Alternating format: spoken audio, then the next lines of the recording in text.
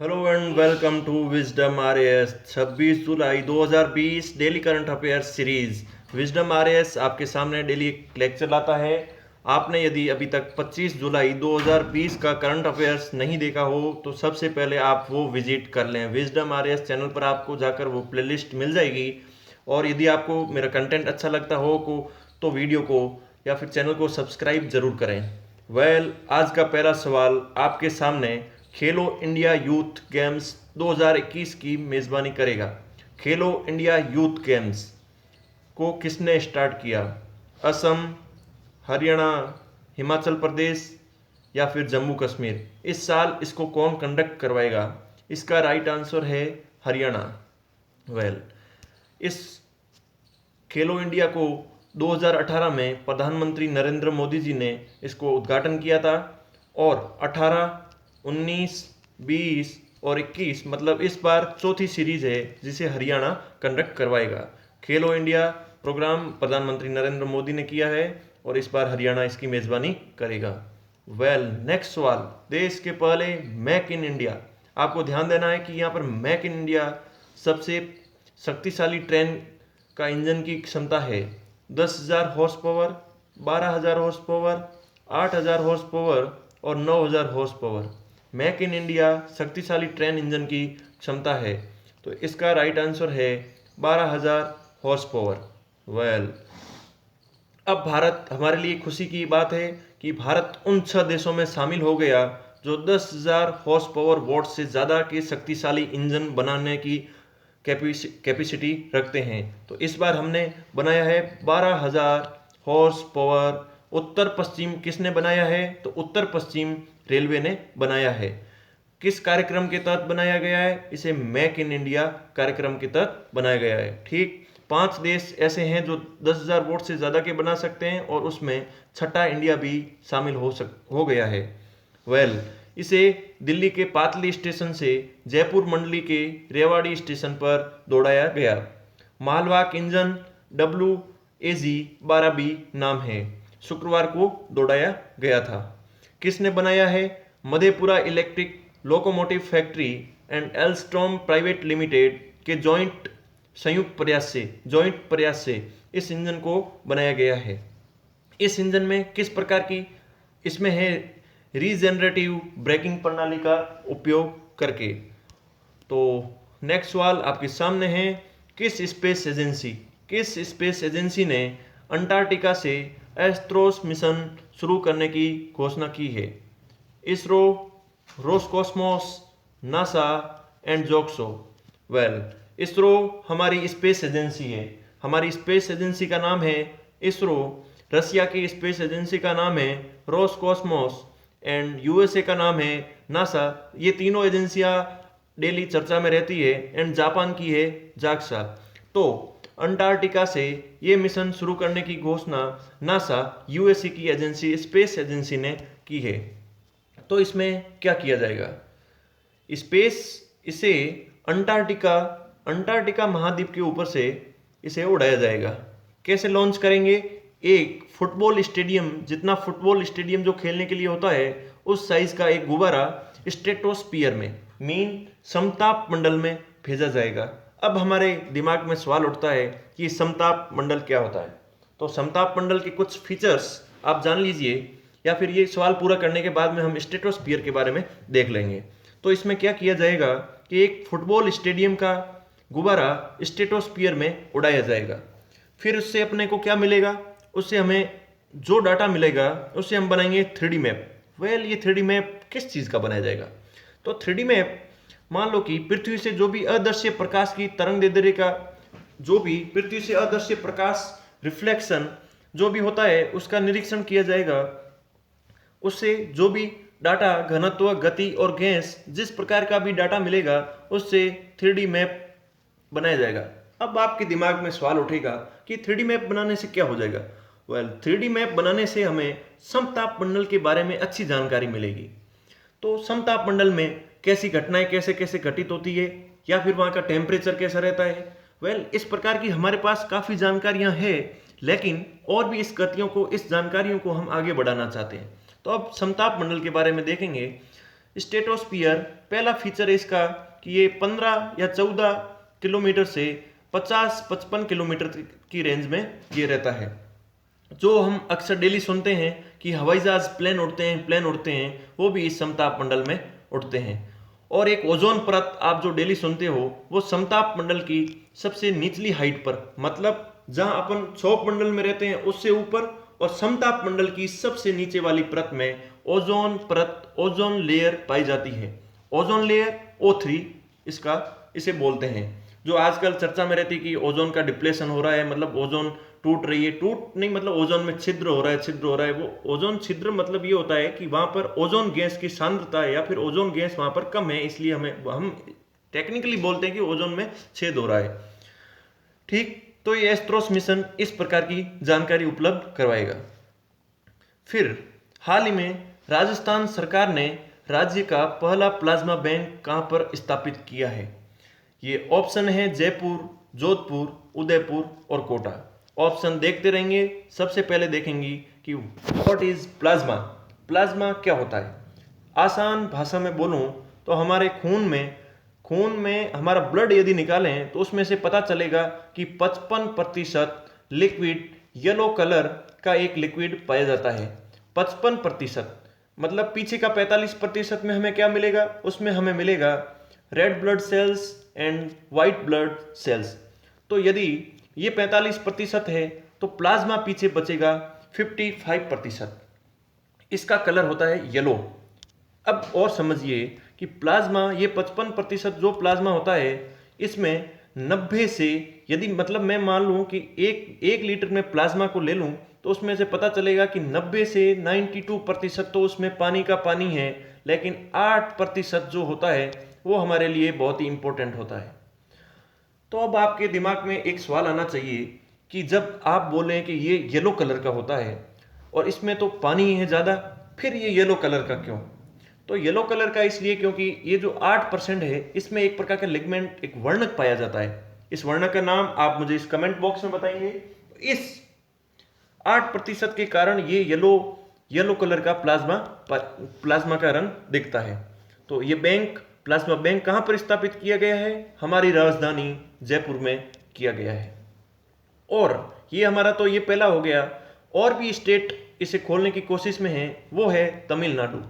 ठीक, और इसे दिल्ली में खोल लिया गया है। दिल्ली राष्ट्रीय राजधानी क्षेत्र NCR capital region of Delhi में खोल लिया गया है, जो कि पूरे नेशनल लेवल के लिए काम करेगा, और ये जयपुर वाला हमारे स्टेट के लिए काम करेगा। अब आप पूछोगे कि ब्लड बैंक में तो कोई आदमी ब्लड दे दिया तब उसमें ब्लड आ गया, लेकिन प्लाज्मा कहां से आएगा? तो प्लाज्मा वहां से आएगा, मान लो कि कोई भी किसी भी पेशेंट को कोरोना हो गया, 10-15 दिन बाद डॉक्टर ने उनकी अच्छी सेवा पानी की तो उससे वो सही हो गया। तो अब जो भी स्वस्थ व्यक्ति है, उसका जो प्लाज्मा है उसमें कोरोना वायरस के खिलाफ कुछ एंटीबॉडीज बन गई है। उस एंटीबॉडीज बनने का मतलब ये हुआ कि इस व्यक्ति के प्लाज्मा है वो अब उस कोरोना वायरस से सेफ है। मान लो कि अब कोई भी व्यक्ति बीमार है तो इस बीमार व्यक्ति को उसका प्लाज्मा चढ़ा दिया जाएगा, तो ये जो बीमार व्यक्ति है वो भी उस व्यक्ति से स्वस्थ हो सकता है। मतलब इस जो पहले व्यक्ति बीमार हुआ, अब व्यक्ति सही हो गया, तो इसका प्लाज्मा इस बैंक में डाल दिया जाएगा। फिर डॉक्टर को जरूरत होगी तो उस आगे वाले व्यक्ति को प्लाज्मा डोनेट कर दिया जाएगा, जिससे नए व्यक्ति का भी सही काम हो सके। अब आज का नया सवाल, ट्राइफेड ने उन्नत भारत अभियान। अब इसमें दो चीज देखनी है, एक ट्राइफेड एंड एक उन्नत भारत अभियान क्या चीज है। तो ट्राइफेड ने उन्नत भारत अभियान को लागू करने के लिए किसके साथ एक समझौते पर हस्ताक्षर किए हैं? मतलब ट्राइफेड ने बोला कि हमें उन्नत भारत अभियान को लागू करना है, तो हम किसके साथ समझौता करें? तो ट्राइफेड क्या IIT कानपुर के पास गया, या IIT दिल्ली के पास, या IIT Bombay and IIT Guwahati के पास में? तो ये गया है IIT दिल्ली के पास। IITs हमारे भारत में बहुत अच्छा काम कर रही है। इसने क्या किया है कि जनजातीय मामले, ठीक, जनजातीय जो भी ट्राइबल्स है उनकी मिनिस्ट्री के तहत ट्राइफेड, उसकी मिनिस्ट्री के तहत ये ट्राइफेड जो एक बॉडी बन रखी है, इसके बारे में चर्चा करेंगे। इसने उन्नत भारत अभियान को लागू करने के लिए IIT दिल्ली के साथ एक समझौता किया। अब आप पूछेंगे कि उन्नत भारत अभियान क्या है, आपकी स्क्रीन पर आपको ये सारी डेटा दिख रहा है। इसमें बोल रहे हैं कि एचआरडी मिनिस्ट्री, मानव संसाधन एवं विकास मंत्रालय का एक प्रमुख कार्यक्रम है। अब इसमें क्या होता है, इसमें यह है कि हायर इंस्टीट्यूशंस, उच्च शिक्षा संस्थान को कम से कम 5 गांव से जोड़ना है। मतलब किसी भी जो भी हायर इंस्टीट्यूशन है जिसमें उच्च लेवल की, हाई लेवल की पढ़ाई होती है, उन्हें कम से कम 5 गांवों को जोड़ना है। इस गांव में क्या होगा, इसमें ज्ञान के आधार का उपयोग करने वाले संस्थान इन ग्राम समुदायों के, गांव के समुदायों का सामाजिक और आर्थिक बेहतरी में योगदान करेंगे। इसमें क्या हुआ कि अब इसमें बात है कि 2500 संस्थान मिलके कम से कम 13,000 गांवों को गोद में ले लिया जाएगा। बोलेंगे कि हम इनका आर्थिक, सामाजिक इस प्रकार की बेहतरी के लिए काम करेंगे। अब ट्राइफेड जानना जरूरी है। ट्राइफेड एक इंपॉर्टेंट बॉडी है, tribal cooperative marketing development federation of India. इसकी स्थापना कब हुई, 3 चीज जान लीजिए इसके बारे में। इसका हेडक्वार्टर नई दिल्ली में। कब स्थापित हुई, 1987 में। कौन से एक्ट से हुई, तो यह है कि राष्ट्रीय स्तर की सहकारी संस्था के रूप में बहुराज्य मल्टी स्टेट कोऑपरेटिव सहकारी समिति अधिनियम 1984 के तहत की गई थी। तत्कालीन ministry of welfare of India के तहत काम करती थी। लेकिन अब ट्राइफेड पहले जब बनी थी तब ये मिनिस्ट्री थी वेलफेयर ऑफ इंडिया, लेकिन अब किसके काम करती है, जनजातीय कार्य मंत्रालय के तहत में। ये क्या करती है, वह अब ये काम कैसे करती है कि भाई जनजातियों के लिए बॉडी बन गई तो अब काम कैसे करेगी। इसने एक ब्रांड विकसित किया, जैसे कि अब ब्रांड नहीं है, जैसे एलजी ब्रांड या फिर इस प्रकार के ब्रांड विकसित कर दिया। तो इसने बोला कि हम ट्राइबल इंडिया ब्रांड नाम का एक ब्रांड्स डेवलप करते हैं। उसमें वो क्या करेगी, मान लो कि आदिवासी गए मार्केट, मतलब अपने वनों में गए, उन्हें वहां से गोंद मिले, उन्हें वहां से फल मिले, उन्हें किसी भी प्रकार की वनस्पति जिससे दवाई बन सकते हैं, उनको आदिवासी गए अपने बाल बच्चों के साथ में और वहां से उन्होंने इस प्रकार के प्रोडक्ट को कलेक्ट कर लिया। अब लाएंगे वो उसको सही, उसकी रिफ्रेशिंग पैकेजिंग करके ये ट्राइफेड जो भी संस्था है ना, उसके ऊपर ट्राइब्स इंडिया ब्रांड नाम का एक ठप्पा डाल देगी। इससे ये सिद्ध हो जाएगा कि आदिवासियों के लिए इस प्रकार की ये ब्रांड डेवलप हुई है। फिर उनको आगे ऑनलाइन ई पोर्टल पे, ई जेम पे जो भी गवर्नमेंट खरीदती है या फिर हम लोग खरीदते हैं उनको बेचेगी। और उनमें किस प्रकार के प्रोडक्ट हो सकते हैं, ये देखो कि हस्तशिल्प हो सकती है, कला हो सकती है, या फिर वनों से जो प्रोडक्ट प्राप्त होता है उनको भी देखो। वनों के लिए क्या क्या स्कीम का नाम है, वन धन योजना, मतलब वन से धन कमाओ, इस प्रकार की योजना प्रधानमंत्री नरेंद्र मोदी जी ने 2018 में की गई। केंद्रीय स्तर पर इसे जनजातीय मिनिस्ट्री देखती है, राष्ट्रीय स्तर पर और इसे नोडल एजेंसी के लिए ट्राइफेड नाम की संस्था बनाई गई। अब मुझे लगता है कि आपको ट्राइफेड के बारे में किसी भी प्रकार का कोई डाउट नहीं है। आपको वीडियो अच्छा लग रहा हो तो आप प्लीज लाइक सब्सक्राइब कीजिए। बिल्कुल भी अभी लाइक और सब्सक्राइब नहीं हो रहे हैं। मैं मेरी तरफ से पूरा 100% देने की कोशिश करूंगा, आप भी अपनी तरफ से पूरी जान झोंक दीजिए। आज का अंतिम सवाल, ब्रिक्स सीसीआई के लिए मानद सलाहकार के रूप में नियुक्त किया गया। ब्रिक्स सीसीआई, अब हम इसके बारे में भी जानेंगे कि ब्रिक्स सीसीआई क्या है। तो इसका कौन इसे सलाहकार नियुक्त किया गया है, साहिल सेठ, विश्वास Tripathi, Ashok Kumar Singh and प्रहत Pritam Sengupta.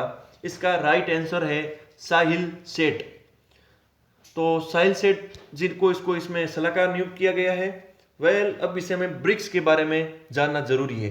BRICS मतलब इस नाम के अंदर ही इसका पूरा फुल फॉर्म, मतलब कौन कौन से देश जुड़े हुए हैं। बी का मतलब ब्राजील, आर मतलब रूस या Russia, I for India, C for China and South for S for दक्षिण अमेरिका, साउथ अफ्रीका सॉरी। मतलब B for Brazil, R for Russia, I for India, C for China and S for South Africa. तो इसका इन्हें अध्यक्ष बना दिया, मतलब सलाहकार बना दिया गया है। ठीक है, तो इसकी थीम क्या है, theme for 2020 BRICS partnership for global stability, मतलब वैश्विक स्थिरता, shared security and innovation growth, इस प्रकार का इसका इनका मोटिव है। ठीक, तो और इसका देख लीजिए, ब्रिक्स एस्टैब्लिश 2009 में हुई थी। इसका कहाँ हेडक्वार्टर है, संघाई चाइना में। ठीक है, ये आप यहाँ इनकी कंट्री देख सकते हो मैप में। कि भाई साउथ अमेरिका से ब्राज़ील आ गया है, अफ्रीका से इसमें यहाँ से ब्राज़ील आ रखा है, चाइना आ रखा है, और सॉरी नॉर्थ अमेरिका से यहाँ से कोई भी नहीं है, रसिया आ रखा है, चाइना आ रखा है और इंडिया आ रखा है, और यहाँ से साउथ अफ्रीका आ रखा है। मतलब एक यूरोप से कोई भी नहीं है, और यूरोप से कोई नहीं है और नॉर्थ अमेरिका से कोई नहीं। ये 5 country Brazil, Russia, India, China and South Africa इस से जुड़ रखे हैं। इसकी इस्टेब्लिश 2009 में हुई है। तो ये आज का डिस्कशन था। यदि आपको मेरा कंटेंट अच्छा लगा हो तो please like share and subscribe कीजिएगा।